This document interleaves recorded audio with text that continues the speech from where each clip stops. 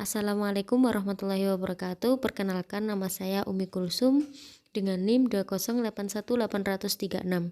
Di mata kuliah Sejarah Kontemporer ini saya mengambil judul Problematika dan Kontroversi Supersemar. Surat Sakti Soeharto. Tentu kalangan mahasiswa, para aktivis, dan sejarawan negara Indonesia tidak asing akan kata-kata tersebut. Sebuah hal yang sangat fundamental pada waktu itu, karena pada saat tersebut kondisi Indonesia di era tahun 1965 ada banyak problematika yang cukup berat yang melanda Indonesia dari berbagai bidang yang bersifat vital bagi bangsa Indonesia. Sehingga pada waktu saat itu kegentingan sangat terasa di Indonesia. Dalam sistem pemerintahan di bidang politik tentu tidak asing dengan demokrasi terpimpin yang diterapkan Insinyur Soekarno, yakni membuat surat perintah yang otoriter di Indonesia. Selain itu, Bung Karno juga membuat konsep Nasakom yang berarti nasionalis agama dan komunis. Kebijakan itu yang pada akhirnya membawa perpecahan karena dalam nasionalis agama dan komunis terhadap perbedaan-perbedaan yang jelas sangat tidak memungkinkan untuk bisa disatukan. Yang jelas, hal tersebut bisa memicu konflik di berbagai pihak maupun golongan kemudian hari.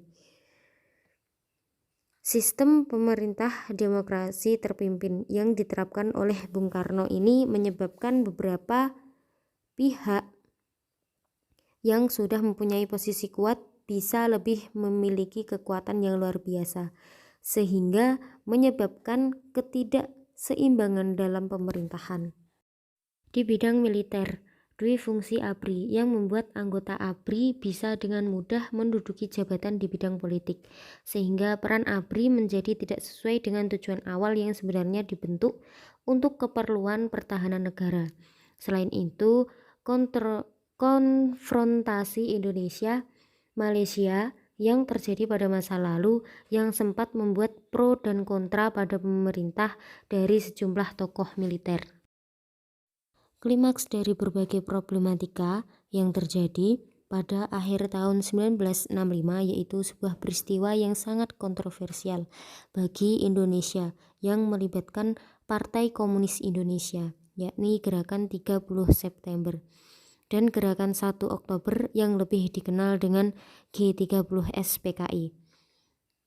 Hal itu membuat Indonesia kacau balau karena terjadi pembunuhan massal para jenderal-jenderal penting ABRI, sehingga pada akhirnya ABRI di bawah Jenderal Soeharto dan Kolonel Sarwo Edi dari Kostrad berhasil menghentikannya. Setelah peristiwa itu, maka terjadilah reaksi yang membuat masyarakat berupa tritura yang berisi 3 tuntutan rakyat pada pemerintah Republik Indonesia. Untuk menjaga kestabilan dari Republik Indonesia, dikeluarkanlah surat perintah pada tanggal 11 Maret 1966. Menurut penuturan pada salah satu dari ketiga perwira tinggi AD yang akhirnya menerima surat itu, saat mereka membaca kembali surat itu dalam perjanjian pulang ke Jakarta, salah seorang perwira tinggi kemudian membaca berkomentar, "Loh, ini kan perpindahan kekuasaan. Tak jelas naskah asli Supersemar karena beberapa tahun kemudian naskah yang asli surat ini dinyatakan hilang dan tidak jelas juga hilangnya surat ini pada saat dan di mana karena pelaku sejarah peristiwa lahir Supersemar ini telah meninggal dunia."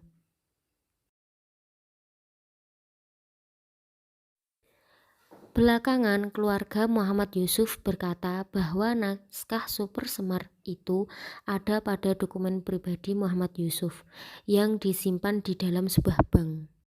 Kesaksian A.M. Hanafi di dalam bukunya A.M. Hanafi menggugat kudeta Soeharto, seorang mantan duta besar Indonesia di Kuba yang dipecat secara tak konstitusional oleh Soeharto. Dia membantah kesaksian Letnan 1 Soekarjo Wilarjito yang berkata bahwa adanya kehadiran Jenderal M. Penggaben di Istana Bogor bersama 3 jenderal lainnya yaitu Amir Mahmud, Muhammad Yusuf, dan Basuki Rahmat pada tanggal 11 Maret 1966 dini hari yang menodong senjata pada Presiden Soekarno. Menurutnya saat itu Presiden Insinyur Soekarno menginap di Istana Merdeka, Jakarta untuk keperluan sidang kabinet pada pagi harinya. Tentang pengetik Super Semar. Siapakah sebenarnya yang mengetik surat Super Semar itu? Masih tak jelas. Ada beberapa orang yang mengaku mengetik surat Super Semar itu.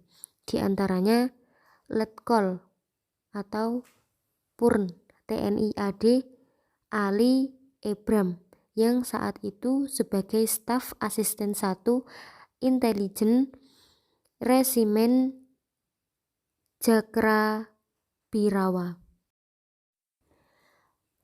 Kesaksian yang disampaikan pada sejarawan asing Ben Anderson oleh seorang tentara yang pernah bertugas di Istana Bogor. Tentara itu mengemukakan bahwasanya Super Semar diketik di atas surat yang berkop markas besar Angkatan Darat, bukan di atas kertas berkop kepresidenan.